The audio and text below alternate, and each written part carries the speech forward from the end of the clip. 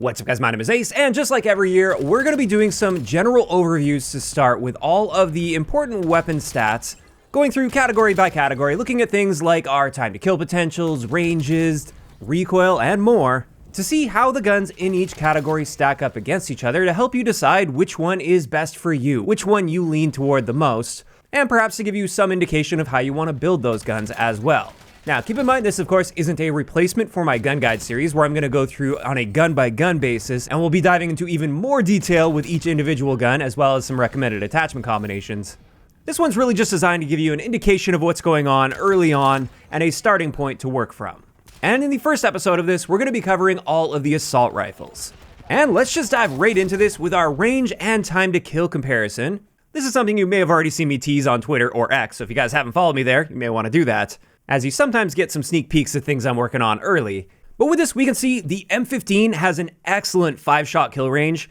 It is a very versatile gun. It doesn't kill the fastest up close or anything, but at mid-range, this gun really excels. If you look at those time to kill potentials, we maintain that really nice time to kill at 312 milliseconds out to medium range, and that's dominating all of the assault rifles there. The AK-27 is a really solid choice up close within that maximum damage range or that 4-shot kill range. We've got a really solid time to kill potential for an assault rifle at 264 milliseconds there.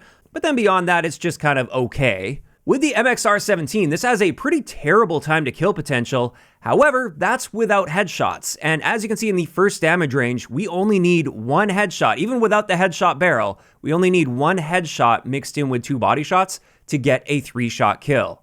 And with a 3-shot kill, we're killing in 240 milliseconds with that gun. So as long as you're mixing that one headshot in, which really isn't all that difficult to do, the MXR is actually far more competitive than it may appear at first glance when looking at this.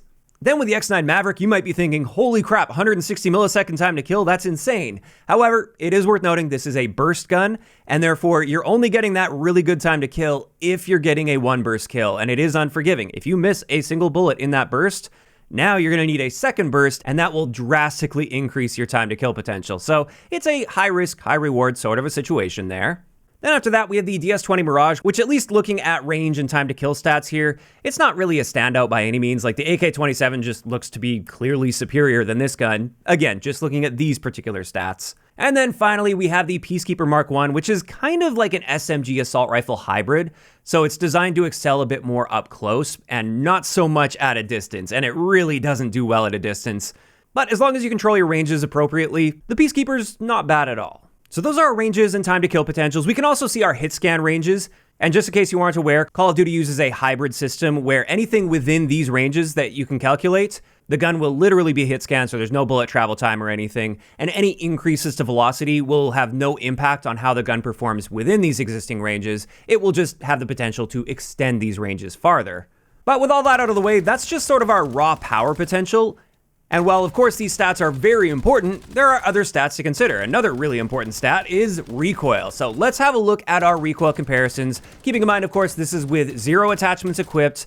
And the range wall that I found here that I actually quite like this time around is at 13 meters. And as we can see with this, the M15 has a very controllable recoil pattern. It kicks up and to the right for the initial half of your magazine, and then it starts kicking to the left. And you can see the rounds are really tight together, so it doesn't jump up really drastically or anything. It's a very slow and gradual climb that's very easy to compensate for.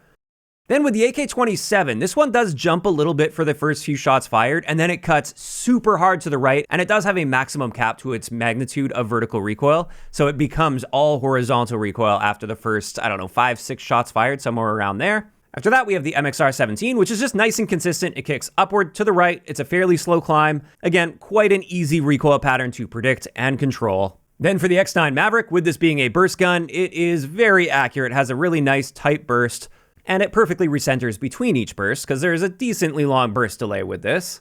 After that, we have the DS-20 Mirage, which does have the highest magnitude of recoil within the assault rifle category. Although, once again, this really isn't that difficult to predict or control. It kicks upward and to the left, and again, it is a fairly slow climb, so you can manage this just fine manually. And then finally, we have the Peacekeeper. And I was actually a bit surprised seeing the recoil plot itself because I feel like there's a lot of visual recoil with the Peacekeeper. It seems like it's kicking a lot more than it actually is. Although I will say the initial recoil on this is a bit high. There are some jumps in that initial recoil, which can throw you off if you're trying to stretch your range out at all. And that just really solidifies the fact that you shouldn't be stretching your range too far with the Peacekeeper unless you're really stacking your attachments in that direction. So there we go, that's the recoil comparison. Now let's get into our hipfire comparison. And instead of comparing every one of these assault rifles to each other, that just creates a very cluttered and hard to read graphic here. I more so just wanted to compare the averages to the other comparable primary weapons. And we can see on the left, we have our average minimum spread. So this is when just standing still. That's how much hipfire spread we're going to be seeing. And assault rifles are just a little bit worse than SMGs and noticeably better than marksman rifles and LMGs. And then on the right is our average maximum spread. So this is when firing our gun, what is the maximum spread we'll see while doing that? And it's the exact same trend here. It's a little bit worse than SMGs and noticeably better than marksman rifles and LMGs as expected. Now we're not done just yet. Let's also have a look at our handling stats. So aim down sight, sprint out, slide to fire, and dive to fire times. And I'm not going to read through every single one of these, but I mainly wanted to point out the ones that are a little bit on the slower end are the AK-27 and the DS-20 Mirage. Whereas the Peacekeeper is a bit of a standout here. Like I said, it is kind of like that assault rifle SMG hybrid, so it is the fastest in every one of these categories. Whereas the Maverick, MXR, and M15 are kind of just somewhere in the middle. And then finally, for today's video, I did want to have a look at our movement speeds. And once again, the Peacekeeper is a clear standout in this area. It is the best in every one of these categories, our base walking speed, sprint speed, and our aim walking speed. However, the M15 and arguably the X9 Maverick are basically right behind the Peacekeeper. And then the slowest out of all of these, similar to our handling stats, is the AK-27. And there we go. That is going to wrap it up for our first look at the basic stats of the assault rifles, comparing them side by side with each other to help you guys find out which one is going to be best for you. When it comes to my thoughts on these, keeping in mind, we're still early on. I haven't really grinded out every single one of these assault rifles or anything, but I've tried to at least dabble with all of them. And honestly, I feel like they've done a pretty decent job at offering some unique properties to each of these. And as long as you understand the strengths and weaknesses of each of these guns, I actually quite like all of them, aside from the DS-20 Mirage. That one just doesn't really click with me. It's not that it's totally awful and unusable. I just don't really see where this gun excels outside of the fact that you have a built-in grenade launcher. That's probably why they toned it back in some areas. But I mean, with every other gun, I feel like as long as I'm aware of the strengths and I play to those strengths, I've been able to find quite a bit of success. For raw versatility in pretty much any situation, I really like the M15. However, I also really like the AK-27 if I want to play a little bit more like close to medium ranges. This competes really well with the SMGs in the game.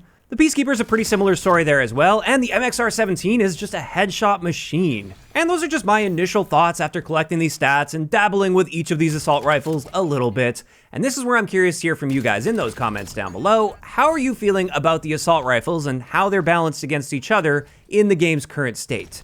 What is your best assault rifle, if you even have one, or do you like multiple? Just let me know down below. If you enjoyed the video, a like rating is always appreciated, and don't forget to subscribe for more if you haven't already. I'll talk to you guys next time.